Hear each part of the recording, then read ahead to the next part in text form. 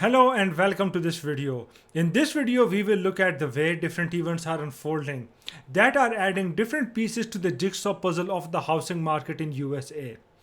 These events are painting a gloomy picture and we must prepare as the massive shift in the USA housing market happens. Only in this way we will be able to protect our wealth as the market goes through these turbulent times. So now let's navigate the current news, events and data to understand the dynamics of the USA housing market and connect the dots to understand where we are. So no one seems worried about a housing bubble, just like last time the bubble burst. Housing prices are surging to new records with no end in sight. They are being fueled by historically low interest rates. But also, investors and economists believe that the housing market has a unique ability to support runaway prices. Now, this picture represents the current state of America's housing market very well. It could also describe the US housing bubble that inflated from 2004 through early 2007, before prices crashed and wreaked havoc on the economy and the global financial system.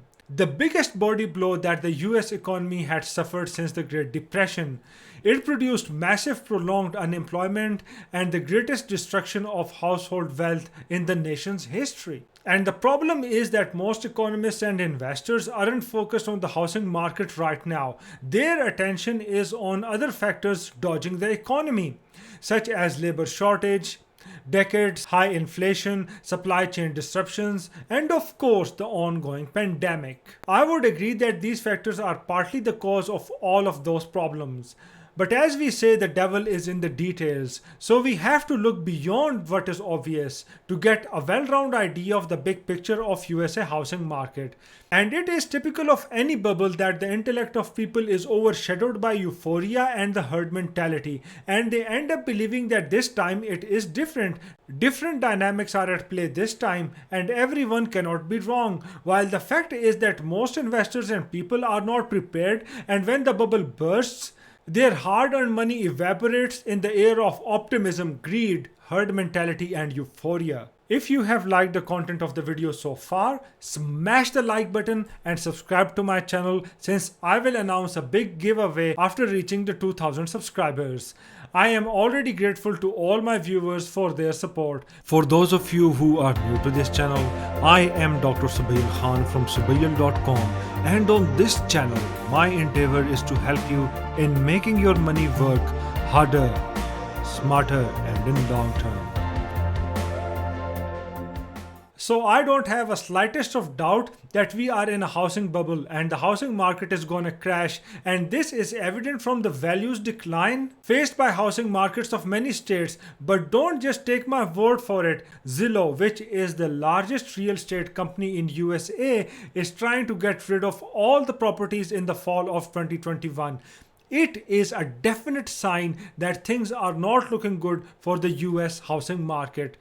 So if you are still thinking that we are not in a housing bubble, I don't know what to tell you. So currently the house prices are on all-time high, and the fact that biggest real estate company in USA has been fire selling and has decided to stop buying homes supports my belief. So the home flipping market proved to be a drag for a company that has built its brand on listing homes across the country, helping buyers and sellers connect through a marketplace.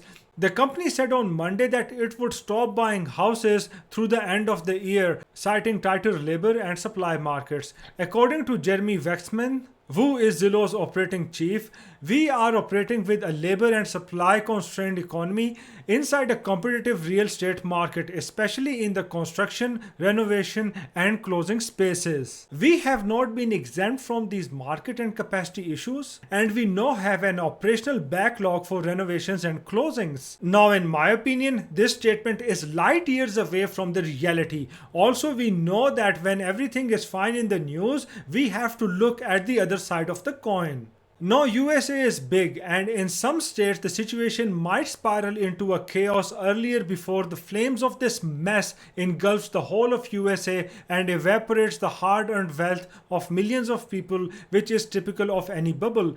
I want you to be prepared and really understand what happens in a housing bubble and what are going to be the consequences for the homeowners and new investors. Basically, the same human emotion of greed and fear of missing out act as a catalyst for the formation of each bubble, and eventually all bubbles pop. And it does not even matter whether it is the housing market, the dot-com bubble, the stock market crashes, or the cryptocurrency market. And the foreclosures are back and surging. So another indicator of a housing bubble is the increase in foreclosures. So as the pandemic related mortgage bailouts are ending, foreclosures are now rising. Foreclosures jumped 32% in the last quarter of this year from the second quarter and were 67% higher than the third quarter of 2020. The foreclosure numbers should stay relatively low because of aggressive modifications by lenders and because of high levels of home equity. So foreclosures are starting to surge as government and private sector programs designed to help homeowners deal with the economic fallout of the COVID-19 pandemic have begun to expire. So mortgage lenders began the foreclosure process on 25,209 properties in the third quarter, which is a 32% increase from the second quarter. On a year-over-year basis, it is a 67% increase from the third quarter of 2020 according to Atom, which is a mortgage data firm. And now let's have a look at the foreclosures by state. So the top 5 states with the largest number of new foreclosures were: number 5, Illinois, with 1,362 foreclosures. New York with 1,363 foreclosures, Florida with 2,546 foreclosures, Texas with 2,827 foreclosures, and on the top of the list is California with 3,434 foreclosures. Now we need to be very careful and look at the stats like an astute observer. We should not wait until the foreclosures reach hundreds of thousands or millions. We must not close our eyes and not pay attention to these developments until it is too late. So now I must mention that all cities are not at the same level of risk currently. Of course, in the USA, all states will not experience a big crash, and in some states and areas, the decline in prices might be negligible. And in the next couple of years, some states will see a decline of around 20 or 30%, while in some areas we can see a massive 40% or more decline in housing prices during this time frame. So you must prepare and have a clear plan, and you must understand the potential risk of crash in your city and look at various indicators like average household income, the average house prices, the number of foreclosures and the trend of that, and so on, to see where the ship of market in your hometown is headed.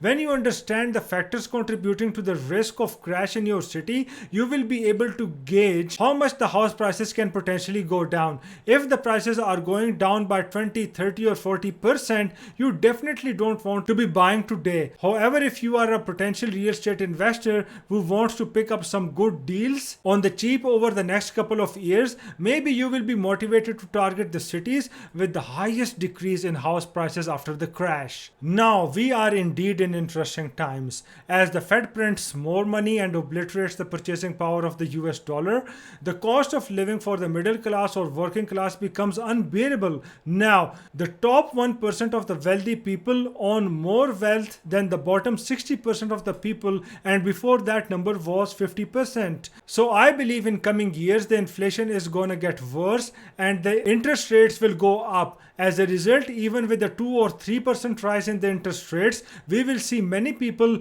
under severe financial stress, and many of them won't be able to make their mortgage payments, and that will mean more foreclosures, or in other words, the further deterioration of the situation.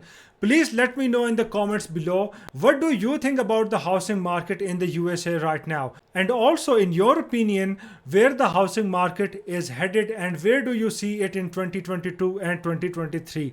Have a wonderful day, and I will see you in the next video.